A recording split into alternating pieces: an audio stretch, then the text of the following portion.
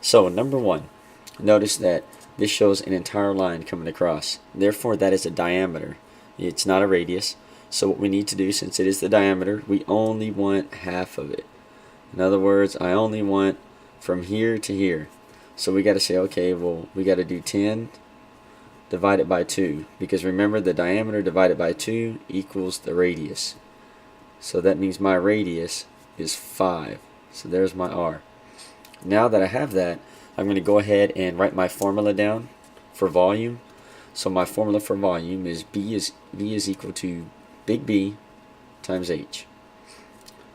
So B is equal to, and remember, if I look at my base, because that's what I base the big B off of, it is a circle.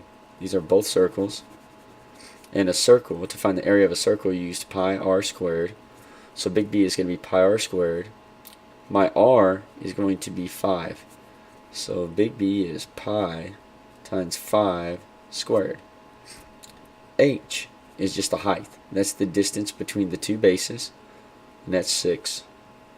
So now that I got these two values, I can go ahead and put them together. Remember, we're going to multiply big B times H. So let me do that. So I'm going to write this first. I'm going to have pi 5 squared times 6.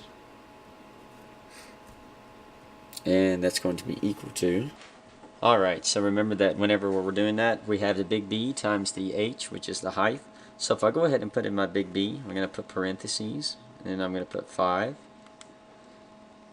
or pi times 5 squared.